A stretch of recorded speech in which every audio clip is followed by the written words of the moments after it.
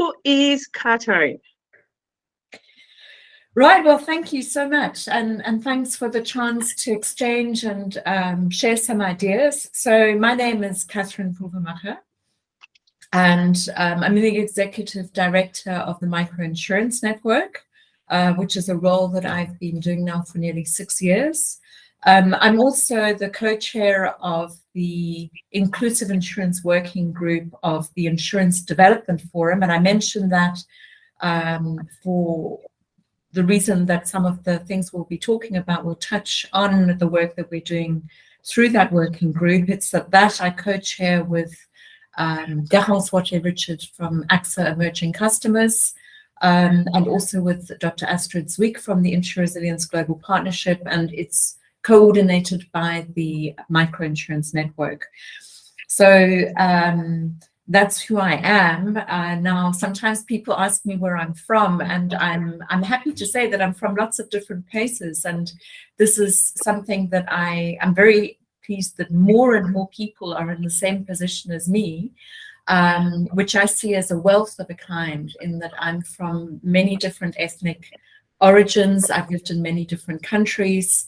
You know, those include sort of origins in Greece, in Eastern Europe, in the United Kingdom. I grew up in Africa.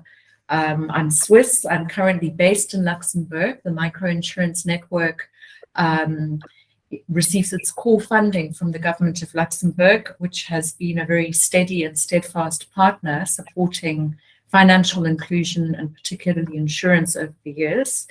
And why am I here at the Microinsurance Network specifically?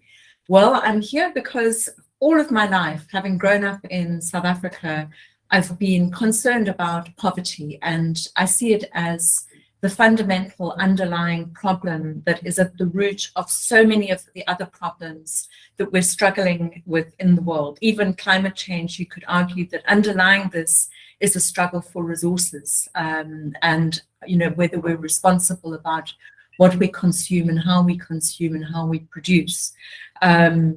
So I'm passionate about solving, or at least working on solving, the poverty. I can't say it's a crisis because it's always been with us. And microinsurance has a role to play in providing the resilience that, let's face it, more than 80% of the world's population can't actually enjoy because they don't have the access to that fundamental, either a publicly available safety net or the kind of bounce back that one has from the things that happen, that when things don't go so well, that we get from insurance in wealthier countries. And so I see insurance as critical to contributing to inclusive economic development. And when we use this term microinsurance, it's about the customer base that we see as currently being excluded from a lot of financial services. I'll pause there. Okay, thank you. What is the current of microinsurance? So yeah, what is the current situation of microinsurance? I see that microinsurance is really at a tipping point, an inflection point. This is still a young sector. It's just over 20 years old. But in the last while, we've seen some key changes that suggest that the momentum really has gathered for significant growth. So first of all, insurers are realizing the size of the market opportunity. And that market opportunity represents nearly 4 billion emerging consumers around the world.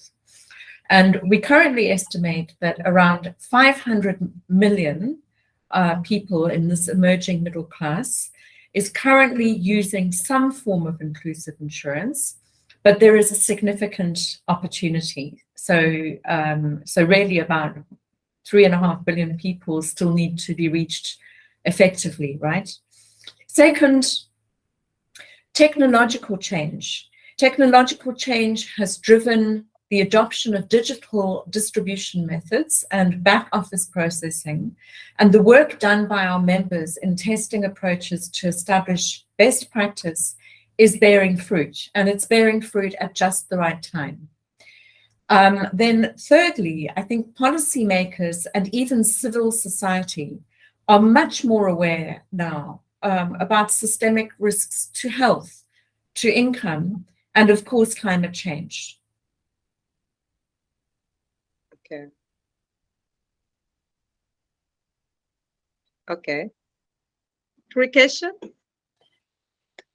With the problem of climate change, is there innovation in microinsurance products to curb the climate risk? Absolutely, there is. So first of all, perhaps most obviously, and you'll be aware of this probably since you're based in Senegal, where one of these schemes is being rolled out. There are a number of parametric, that is index-based schemes that typically focus on crop insurance against extreme weather events, so drought or flooding or wind. Now, what we're seeing happening is that these schemes are starting to be bundled with, for example, technical assistance on climate smart agriculture or regenerative agriculture, or we're seeing livestock or crop insurance being bundled with support for other risks, such as health. Other innovation has focused on reducing basis risk. So, for example, thanks to the higher resolution of satellite imagery that is better suited to smallholder farmers, most of whose farms are around 2 hectares or less. So you need this higher resolution in order to establish whether an event has had an impact on that particular farm or not. Okay. 5, what is the difficulty in the practice of microinsurance?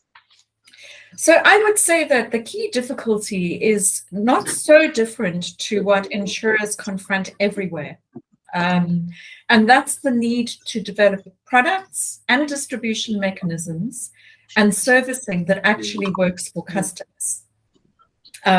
So services need to be relevant, they need to be accessible, affordable, they need to add value to customers, and at the same time, they have to be financially sustainable for the supply chain, right? And that difficulty, I think, is faced by insurers in Africa and elsewhere. Now, another difficulty that perhaps is more specific to developing countries is the lack of data or the availability of data. And here an example is, let's take how actuaries price risk, which is going to have an impact on the premiums that are charged for given coverage. They do this pricing based on the available data. When that data is not available, they understandably make assumptions to cover the uncertainty, and that in turn increases the price of the insurance and undermines the affordability of the end product. So very encouragingly, there is a new initiative, a wonderful new initiative that is hoping to go some ways to addressing this problem. And this is an initiative that is being driven by Milliman, the actuarial firm, in partnership with UNDP's Insurance and Risk Finance Facility. And the goal there is to build actuarial capacity and establish, what is it that is needed in order to eliminate this inefficiency in the market. The last question is how can we develop microinsurance in Africa? Yes, well, as a network, we're tremendously positive about this. So we have many members based in Africa, working in Africa. Actually, I specialized in African economics. So, it's something that personally I'm also very passionate about. Now, what we do is we enable conversations to take place for sharing lessons between countries and different stakeholder groups, so cross-sector collaboration. And we've recently seen a really great example of this working in practice in Kenya, and actually in December we'll be publishing our country report in Kenya in our December newsletter, which I believe goes out next week, and that will include many more details than we have time for here today.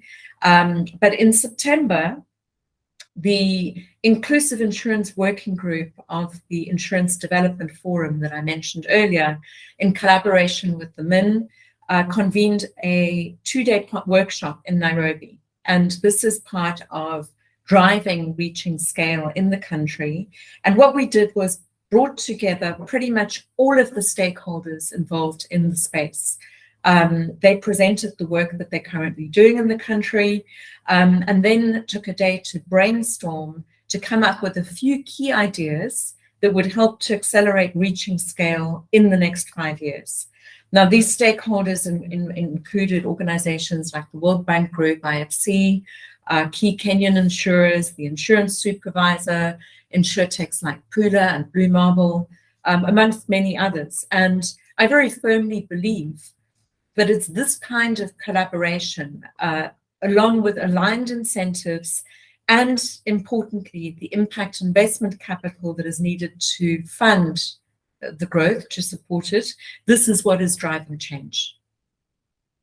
Okay, thank you so much. You're welcome. Yeah, it's a big pleasure to meet you in Africa Techful magazine and to share your experience and knowledge about microinsurance. Thank you very much, and I hope to meet you next year. There are a number of events taking place in Africa, in West Africa specifically. And West Africa. Have you some intervention in West Africa? We absolutely do. So my colleague, Stephanie Sujedi, is based in Togo. It would be great to connect you with her. And there is Africa Microfinance Week will be taking place in October in Togo. Then we have the Inclusive Insurance International Conference on Inclusive Insurance in Ghana, also in October. And in addition to that, the African Insurance Organization, as I'm sure you're aware, has their annual general meeting and conference this year in May in Algeria, I believe. So a lot going on in Africa. There's also in North Africa, in Egypt, at the end of February, there will be a conference on microinsurance. That's being organized by our strategic partner, the Insurance Federation of Egypt, and my counterpart at IFE, Dr. Tariq Saif. He is actually an expert on takaful. So he'd be a really interesting person to speak to.